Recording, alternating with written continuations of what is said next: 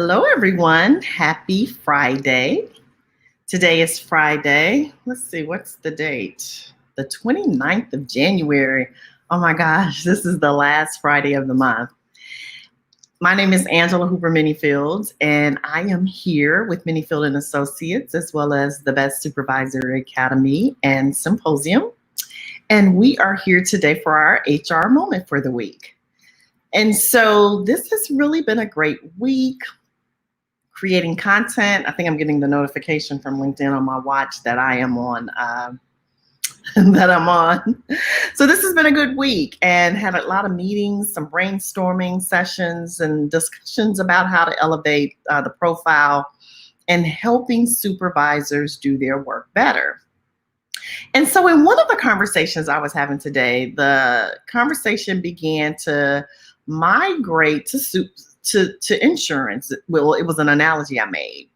And so I thought this would be a great HR topic. Now, the first type of insurance I want to talk about for supervisors is actually insurance that we would refer to as liability insurance. Now, most of you know, if you followed me for any time, that back, I'm acting like it was so long ago, but from the late 80s up until 2017, I worked for the federal government. So for about 28 years. And I can say for at least 20 of those 28 years, I always carried professional liability insurance. And I would always encourage all supervisors under my leadership to get their own policies. And often when I bring up this conversation, people seem to be perplexed and they wonder, well, why do I need liability insurance? So let me educate you. Professional liability insurance is something that as supervisors, I think is good to have, because let's think about it. Typically, when employees make accusations, they make accusations saying that their supervisors are the ones who carried out some of the egregious acts. And some of it is true. So I'm not suggesting that these accusations are not accurate. But what I am saying is, if that is the case, how are you going to defend yourself? What are you going to say? How are you going to deal with those accusations? Let's even just say you're innocent, right? There is a cost to be paid to defend yourself, whether you're innocent or guilty. So liability insurance is one of those things that will protect you. Now, when I worked for the government, I operated for many years under this premise, and I'm not suggesting that it was accurate, that in the event that someone sued the government, because, you know, the government has its legal staff, right? OGC, Office of General Counsel, right? And there were many times when I would work with them on legislative things and things like that. But I thought that if I were to be sued, they would defend me. And the answer is perhaps, right? So they're not obligated under law to defend me. They can defend me if they so choose to, and if they feel like it's in the benefit of the government. And some of the reasons that they would maybe say it was or wasn't would be if that finding would have a disparate impact on the organization, but they're not obligated to do so. The other reason why we need to have insurance, because I talked a little bit about defending yourself, like how many of us just have tens of thousands of dollars to pay for a lawyer? That's why it's called insurance, right? You're protecting yourself and you're protecting the things that you own, because you may end up, you know, I used to jokingly say, man, I'm not letting some disgruntled employee take my house, right? Like insurance is going to pay and protect you from any judgments and things that may be awarded against you. And sometimes people make mistakes, right? Everything that happens, and you can still lose a case, it wasn't malicious. So again, insurance is a protection. So yes, I am a big proponent of liability insurance for anybody who's in a supervisory capacity. I also know that when we talk about, is your employer responsible, or are they obligated to defend you?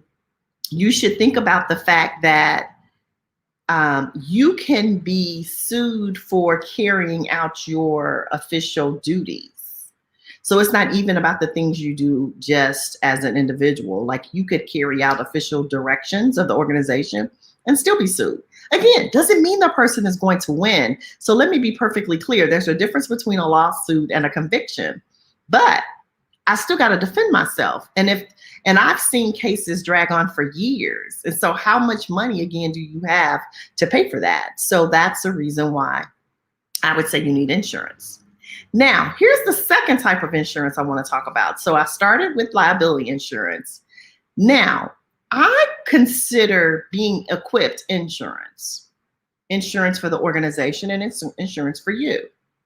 So there will be seasons or times when people make allegations, and how you end up defending yourself is proving, for instance, you said what you said, you have documentation, or that the people who are being accused were adequately trained, so you got rid of them.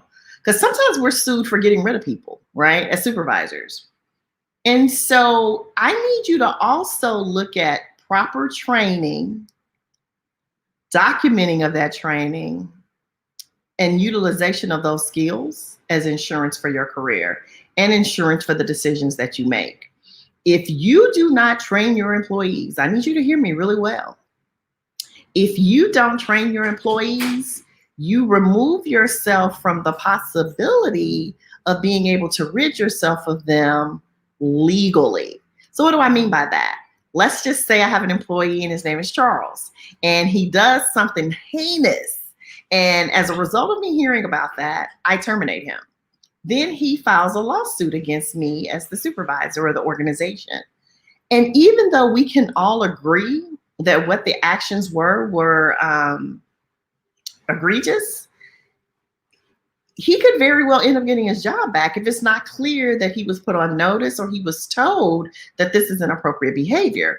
So again, when we talk about insurance, what we're saying is you doing that training and carrying out the documentation of such and equipping them with the responsibility, not only the ability to perform properly, but the responsibilities that come with poor performance. Now you've given yourself insurance in that context to rid yourself of the problem. So while many times organizations think they're doing the right thing by removing people who mess up, again, whether it's intentional or accidental, they end up in a legal battle, which is where the first insurance would have protected them or at least covered the expenses. But then they end up sometimes having to bring the person back because they don't have the insurance or proof that this person was put on notice and explain the ramifications of their behavior. So insurance is mandatory, in my opinion, for anybody who supervises and manages other people, anybody who makes decisions pertaining to people's jobs and other benefits, such as taking off work and things like that. People who are out here giving references, right? People can sue you for those kinds of things too. Like the list goes on. And there is a difference, as I said earlier, between can sue and will you lose. But it really doesn't matter, because if you are not financially able to represent yourself in court and sustain the cost that it would take to go through these years of discovery and depositions and all that, by the time you win your case and are vindicated, you could have very well lost everything that you own. So my HR moment tip for supervisors today is insurance. Two types: professional liability and the insurance of good training. Now, I can help you with both those things. So after this video is over, we'll put some links in the comments. If you're interested in doing some training for your team, we can help you with supervisory training. And we can also help you with, at least refer you to the insurance that we use for our business. But again, having insurance is key and sound in your leadership and your management. So thank you guys for watching. Again, my name is Angela Hooper-Menifield of Menifield Associates. We build and equip supervisors and teams. And also do not forget to get your own personal copy of our new Supervisors 30-Day Growth Journal. Take care, everyone. Have a great weekend, and we will see you next week. Bye.